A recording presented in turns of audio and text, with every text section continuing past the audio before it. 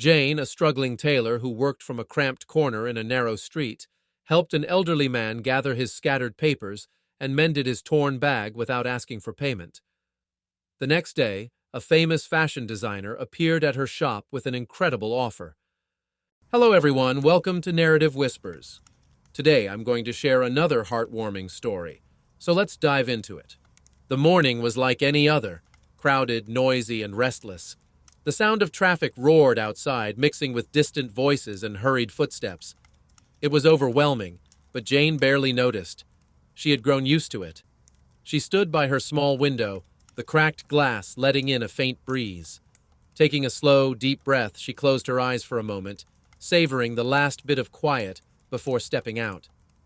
Outside, the narrow street stretched ahead, dusty, cramped, and suffocating. But there was no escape. It was time to face another day. Jane was a tailor, working tirelessly to make ends meet. She lived in a small rented room, barely enough to call home. Not too far from there was the narrow street she often thought about, the place where she had set up her tiny sewing corner. It wasn't much, just a worn-out table holding her sewing machine and a few essentials she needed to keep her work going. But for Jane, it was everything, the only space where she felt she had control over something in her life. As she reached for her bag, the one that held all her sewing materials, she tried to zip it shut, but the chain refused to move. She tugged again, but it was useless. The bag was falling apart just like everything else. "Oh no, not this now," she muttered, frustration filling her voice. She already needed to buy new clothes for herself, and now a new bag? That was impossible.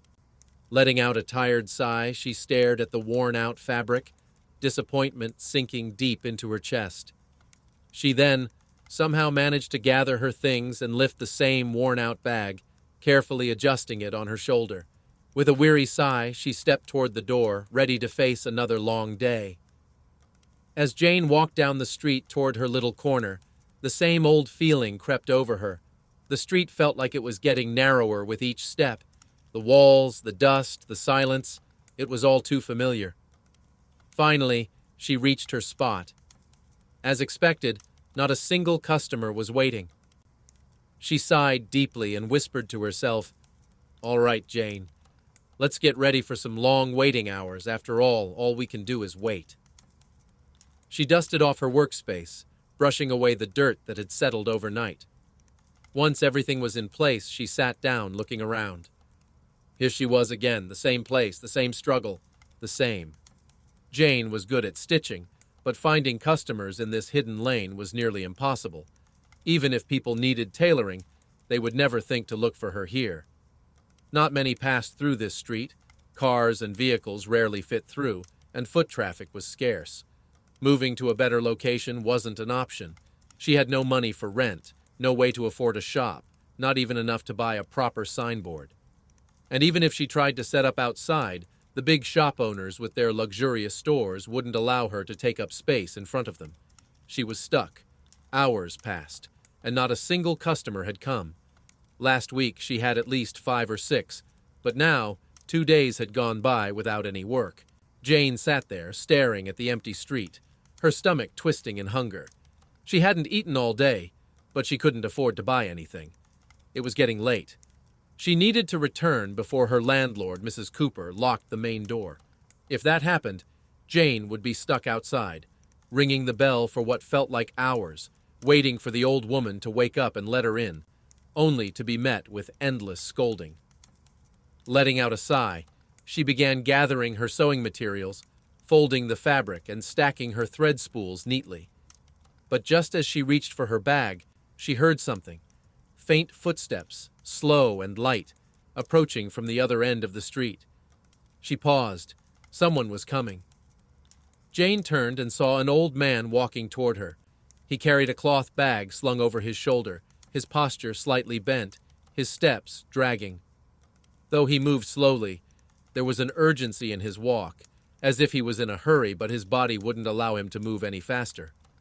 Hope sparked in Jane's chest. Maybe, just maybe, he was a customer. She stood still, waiting, her heart beating a little faster. But as he got closer, it became clear he wasn't stopping. His eyes weren't on her shop. He was simply passing by. Jane's shoulders sank in disappointment. Another day wasted. Just as she was about to turn away, something suddenly caught her attention. A loud ripping sound tore through the silence. The old man's cloth bag had given way, splitting at the seams. In an instant, everything inside tumbled out. Papers, loose sheets, documents, scattering across the dusty street. As this happened, the old man's face fell. He was already in a hurry, and now this. He let out a tired sigh and was about to bend down to gather his things when Jane quickly stepped forward, kneeling before he could. She started picking up his scattered documents and files, glancing up as she spoke. "Let me help you, sir. Your back might hurt if you bend down." The old man remained silent, taken aback. He hadn't expected anyone to help. Once all the papers were gathered, Jane stood up, dusting off her hands. "It's done. Here are all your files," she said with a small smile. The old man took his belongings from her hands, then looked down at his torn bag. The strap had completely detached, leaving it useless. Jane could clearly see the worry on his face. "Thank you," the old man said faintly, but his voice lacked relief. His mind was elsewhere, troubled by how he would carry the documents to his destination. The daylight was almost gone, and with no way to fix the bag, hopelessness sank in. As he slowly turned to leave, Jane spoke again. "Sir, if you don't mind, could you wait for just 5 minutes? I can stitch your bag, the strap that got detached." The old man hesitated. "You stitch?" Jane nodded. "Yes, I do. That's my corner over there. Please come with me." They walked to her small setup, and as the old man looked around, he noticed how simple yet carefully arranged everything was. Just as Jane was about to sit down to repair the bag, he interrupted. "But I don't have any money. I forgot my wallet at home." Jane smiled. "That's okay, sir. You don't have to pay for it." Without another word, she started stitching the strap back in place. The old man watched, touched by her kindness. He hadn't expected a stranger to help him without asking for anything in return. His eyes followed her hands as she worked. Steady, precise, confident. Even in the dim evening light, she moved effortlessly. How perfect, he thought. Something shifted in his mind as he continued observing her. Soon the bag was fully stitched. "It's done, like new again," Jane said with a bright smile. But the old man saw how exhausted she looked. Her face was tired, but she still smiled as if nothing was wrong. "Thank you. Jane. Jane Matthews," she replied. The old man smiled. "Thank you, Jane. I'm Bill." He carefully placed his documents back into the bag. "You're very kind. Do you sit here every day?" Jane nodded. "Yes, sir. Every single day. If you ever need help with sewing, you can always come here. I'm open to all." Bill smiled. "Indeed. And I must say, your hands are truly professional." Jane paused for a second. How could stitching a simple bag strap prove she was a professional? She didn't understand. But she just smiled and said, "I'm glad you think so. But no, it's nothing." Bill chuckled. "I'm telling the truth. Well, I must leave now. It was nice meeting you, Jane. Thank you again." Jane smiled back and watched as the old man walked away. But instead of continuing down the street, he turned and started walking back in the direction he had come from. She frowned in confusion, but before she could think about it any further, she glanced at her watch. 8 p.m. Oh no. Mrs. Cooper is going to be so mad. Hurriedly, she gathered her materials and rushed toward her room, hoping she wouldn't be locked out for the night. As Jane reached the house, fear and nervousness gripped her. Swallowing hard, she hesitantly rang the bell. To her shock, the door opened almost instantly. Mrs. Cooper was usually asleep by now, and waking her up took forever. But tonight she was not only awake, she was smiling. Jane's heart pounded. This wasn't normal. "I'm sorry, Mrs. Cooper," Jane said quickly. "I got late. There was this customer who really needed my help, and—" Mrs. Cooper raised a hand, cutting her off. But instead of scolding her, she simply said in a calm, almost sweet voice, It's all right, dear. Come inside. Jane blinked in confusion. No shouting, no complaints, no lecture about respect and discipline. Mrs. Cooper's sudden kindness made her uneasy. Something wasn't right. Still, she was relieved not to be yelled at. Even then, I'm sorry, she said softly before turning toward her room. She walked slowly, but as she reached her door, she noticed something strange. Mrs. Cooper was following her. The moment Jane stepped inside her room, Mrs. Cooper suddenly pulled the door shut behind her and locked it from the outside. Jane's breath caught in her throat. Panic rushed through her as she pushed against the door, banging it with her fists. Mrs. Cooper, what are you doing? Why have you locked the door? Open it, please. Mrs. Cooper's voice came from the other side, but this time it was cold and sharp. Listen, girl, you haven't paid rent for 2 months, and this month is already halfway through. You come home late every night, and honestly, I don't trust you. What if one day you just disappear without paying me a penny? I can't take that risk anymore. Tears welled up in Jane's eyes. She pressed her forehead against the door, shaking her head. But how does locking me up make any sense? How will I even work? I don't know, Mrs. Cooper replied bluntly. Find a way, but if you want your freedom, you need to give me something valuable, something I can keep as security. Until then, you're not going anywhere. Jane slid down onto the cold floor, her body trembling. She knew Mrs. Cooper wasn't completely wrong. Jane was broke, starving, and had no way to pay her rent. The fact that she had even tolerated her this long was surprising. Fresh tears rolled down her cheeks as she thought, she's right. I have nothing. Her hands shook as she reached for a small wooden box inside her old, broken cupboard. She clutched it tightly, staring at it for a long moment before whispering, I'm sorry, Mother. Taking a deep breath, she called out, Mrs.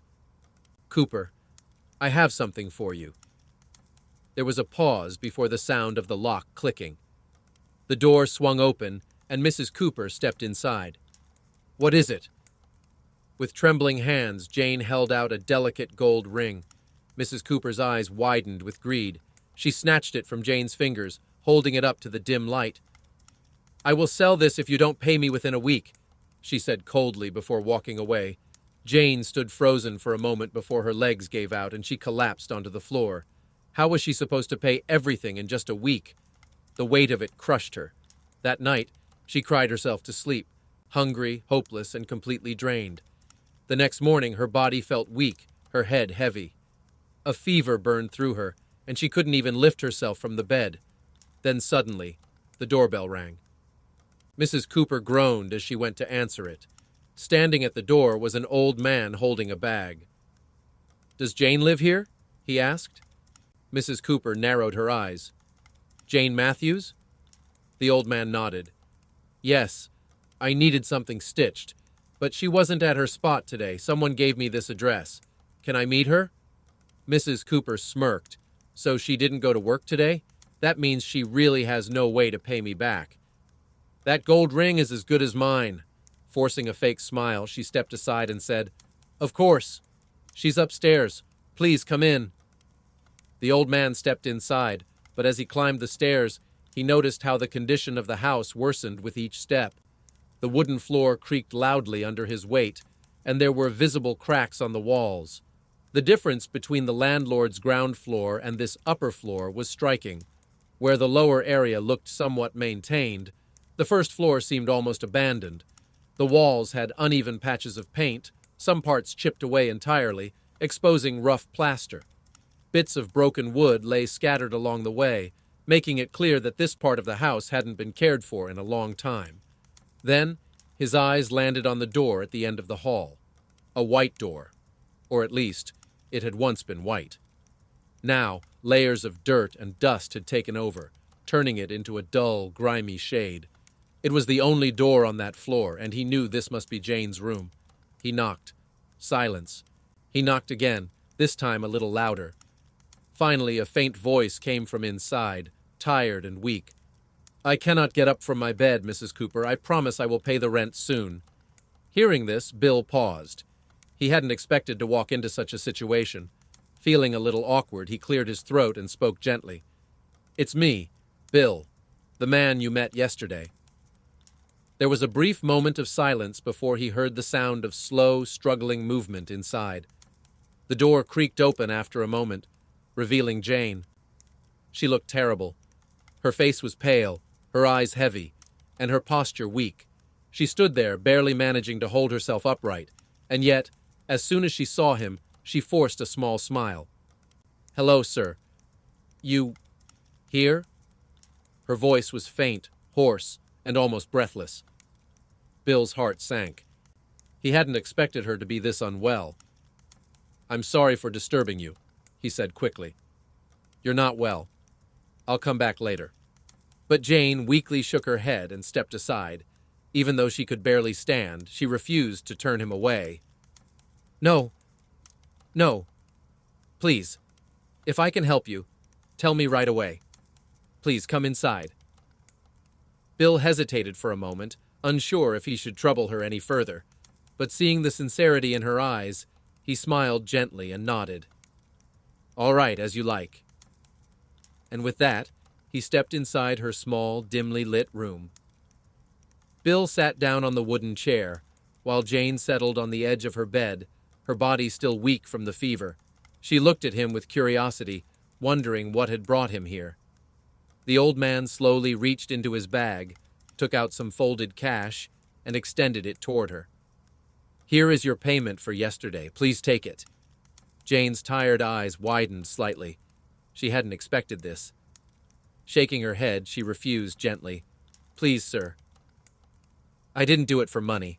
I wanted to help you. I can't accept this." Bill smiled, a look of understanding in his eyes. "I know, and that is exactly why I came here today. Your kindness was genuine, but this isn't charity, Jane. It's for your hard work, the help you gave me when I needed it. You deserve it. Please accept it." Jane hesitated for a moment, touched by his words. She could feel the sincerity behind them. Finally, she reached out and took the money with both hands. Looking at him with gratitude, she said softly, "I respect you, sir." "Thank you," she thought that was it. But then, Bill opened his bag again and carefully pulled out a folded piece of fabric. As he unfolded it, Jane's eyes immediately caught the shine of the material. It was heavy, rich, and beautifully designed, covered in intricate embroidery and detailed patterns. "This is a very delicate piece of work," he said, his tone more serious now. "It has one of the most intricate designs, made with the finest craftsmanship. But look here." He held it up, revealing a large, rough hole torn right through the middle. The fabric, which had once been flawless, was now damaged beyond repair. "Mice got to it," he said with a deep sigh. "This piece is very precious to me, but I haven't found a tailor skilled enough to fix it." Jane took the cloth in her hands and examined the damage closely. The hole was significant, and the embroidery was so detailed that restoring it to its original state would be incredibly difficult. Bill continued, "Yesterday I saw how you stitched my bag so perfectly, even in the dark. The way you worked, the precision, the control, it was remarkable. That's why I came here. Can you repair this? Make it look just like before?" Jane's fingers ran gently over the torn edges, feeling the softness of the fabric. She knew this would be the most challenging work she had ever done. The thread work was unlike anything she had handled before. It would take time, patience, and extreme care. She looked up at him and said cautiously, "I can't promise perfection, sir, but I will try my best. Please, could you give me time until tomorrow?" Bill nodded without hesitation. "Take as much time as you need. Just, please restore it." Jane gave him a small but determined smile. "I will try my best, sir." Bill slowly stood up and walked toward the door. After taking a few steps, he paused, turned back, and gave her a warm, knowing smile before leaving. Jane sat there for a moment, holding the delicate cloth in her lap. For the first time in days, she felt a spark of hope. She had work, something important, something challenging. Maybe, just maybe, this would help her earn enough to pay the rent. Maybe she could save her mother's ring. And with that thought, she took a deep breath and prepared herself for a long, difficult night ahead. With the money Bill had given her, Jane bought some food and medicine for herself. After weeks of struggling, she finally felt a little better. The warmth of a proper meal gave her strength, and the medicine helped ease the fever that had left her weak. The next morning, she woke up feeling fresher than she had in a long time. She quickly freshened up, tied her hair back, and gathered her sewing materials. Today was important. She had to reach her spot and begin working on the fabric Bill had given her. She hurried toward the narrow street, her heart filled with purpose. As soon as she reached her small corner, she wasted no time. She sat down, spread the delicate cloth over her lap, and examined every stitch carefully before starting. With steady hands, she began working, her needle moving with precision. Every thread had to be placed perfectly. Every mistake had to be avoided. She couldn't afford any errors. This cloth meant something to Bill. As luck would have it, 2 customers visited her that day, something that hadn't happened in a long time. The extra work gave her a small boost of income, enough to buy herself a cup of coffee. She sipped it slowly, feeling the warmth spread through her body, sharpening her focus even more. She worked tirelessly, pouring her entire heart and energy into the task. Time passed unnoticed. Hours went by, but she never felt tired or bored. She stitched, adjusted, and restitched, determined to make the fabric as perfect as possible. For the first time in months, she wasn't just waiting for something to happen. She was doing something, and it felt good. By the time night fell, she finally finished. Leaning back in her chair, she let out a deep, exhausted sigh. Finally, it's complete. She held up the fabric, inspecting it under the dim streetlight. A tired but satisfied smile formed on her lips. "I hope he likes it," she whispered to herself. With that thought, she packed her things and made her way back to her room, her mind restless with anticipation for the next day. The next morning, the sun rose, the birds chirped, and the city moved along as usual. But for Jane, something was different. There was hope, a feeling she hadn't had in months, maybe even years. She gathered all her materials and left for her spot. As she walked through the familiar narrow lanes, they didn't feel as suffocating as before. These streets, these roads, they aren't just empty spaces. They give me something. They are a part of me. For the first time, she saw them differently, not as barriers, but as something she belonged to. When she reached her corner, she began dusting off her workspace, preparing for the day. And then, just as if fate had planned it, Bill arrived. Her heart pounded. She was happy to see him, but also nervous. She greeted him with a smile. "Hello, Mr. Bill." The old man smiled back. "Are you feeling better now?" She nodded. "Very well, sir." His expression softened as he asked, "Is it done?" At his words, Jane felt a rush of anxiety. Her hands instinctively tightened around the fabric she had worked so hard on. "Yes," she said hesitantly. "I think it is, but I don't know if you'll like it." She swallowed hard, lowering her eyes. "This means a lot to you, and I tried my best, but I'm really sorry in advance if it's not as perfect as you wanted." Bill smiled warmly. "Please don't be nervous. Show it to me." With careful hands, Jane unfolded the fabric and held it up in front of him. The moment Bill's eyes landed on it, they widened in disbelief. He stood frozen, unable to blink, unable to speak. Silence filled the air, stretching longer with each passing second. Jane's heart pounded. The silence was unbearable. Did I fail? Did I ruin it? She swallowed hard and spoke hesitantly. "Sir, I'm really sorry if I disappointed you. I tried my best, but if it's not good enough, Before she could finish, Bill suddenly interrupted, his voice filled with emotion. "It's perfect." Jane's breath caught in her throat. "What?" Bill let out a joyful laugh. "It's perfect. You did it." He reached out and ran his hands over the fabric, feeling every stitch, every detail. His fingers trembled slightly, his eyes glistening with tears. A deep, relieved laughter escaped him, one filled with pure happiness. "I can't believe it. This is perfect. This is exactly how it was. Every detail, every stitch, it's flawless. Thank you. Thank you so much." Jane just stood there, dazed. For a moment, she felt like she was dreaming. Did she really do this? Had she really created something so remarkable that it brought a man to tears?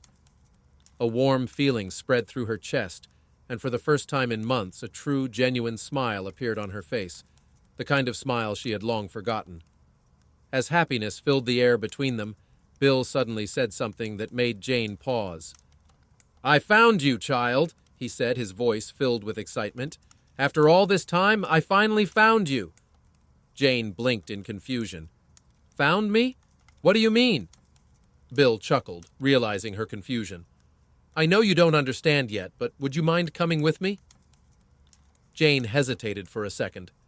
Where was this going? But something about the old man made her trust him.